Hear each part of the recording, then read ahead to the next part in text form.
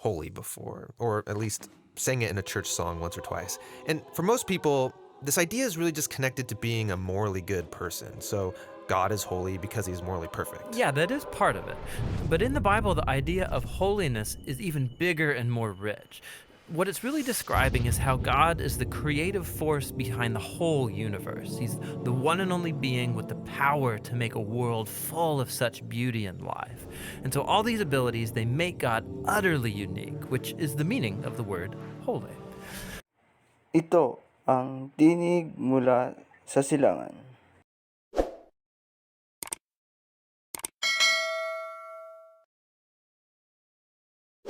So, a helpful way to think about God's holiness is by using the sun as a metaphor. The sun is unique, at least within our solar system, and it's really powerful. It's the source of all this beautiful life on our planet. And so you could say that the sun is holy. And you can actually take this metaphor even further, in that the whole area around the sun is also holy. Yeah, because the closer you get to the sun, the more intense it gets. Yeah, exactly. So that very power and goodness that generates all this life is also dangerous. I mean, the sun, if you get too close, will annihilate you. And in the same way, there's this paradox at the heart of God's own holiness, because if you're impure, his presence is dangerous to you. And not because it's bad, but because it's so good. And so the first time we see this paradox of God's holiness, it's in the story of Moses and the burning bush. So God tells Moses to take off his sandals because he's standing on holy ground. And Moses covers his face in fear, and God says, hey, don't come any closer. It's intense. It's actually that intensity of God's holiness that's explored even more in the stories about Israel's temple, which was the main place where God's holy presence was located. And at the center of the temple was this room called the Most Holy Place, the hot spot of God's presence. And whether you're an Israelite living in the land around the temple or a priest working right in the temple, you're in proximity to God's holy presence, which is dangerous.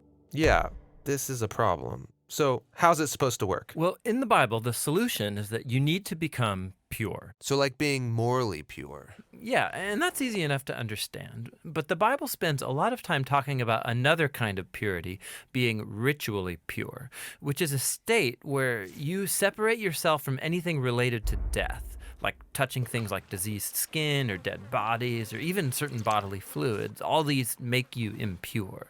And becoming ritually impure isn't necessarily sinful. What's wrong is waltzing into God's presence when you're in an impure state.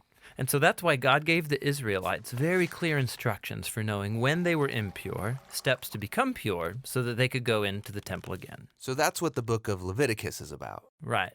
But it doesn't stop there. This idea keeps developing. So later in the scriptures, we find this really interesting story by a prophet named Isaiah. And he has this crazy vision where he's in the temple and he's right in God's presence. He's totally terrified. Yeah, he knows the rules. He shouldn't even be in there. And he's worried about being destroyed. And then this crazy creature called a seraphim. Yeah, that is a crazy creature. Totally. So it flies over with a hot coal, and then it sears Isaiah's lips with the coal and says something really weird.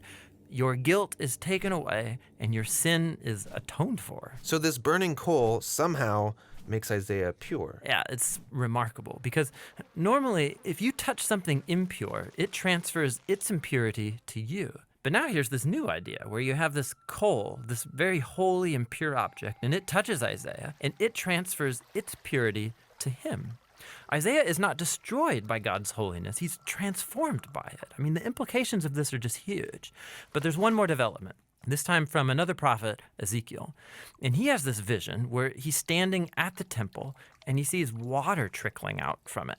And then that water turns into a stream, and then it grows into a deep river that starts flowing through the desert, leaving this trail of green trees behind it. And then it flows into the Dead Sea, making everything fresh and alive. So instead of becoming pure first and then going into the temple, here God's holiness comes out from the temple, making things pure and bringing them to life. What does it all mean? So we don't know until we meet this man, Jesus. And he claims that he's fulfilling all of these ancient visions, but in surprising new ways. So Jesus, he went around touching people who are impure, people with skin diseases, a woman with chronic bleeding, or dead people. And when he touches them, Their impurity should transfer over to Jesus, but instead, Jesus' purity transfers to them and actually heals their bodies. Jesus is like that holy coal in Isaiah's vision. Right.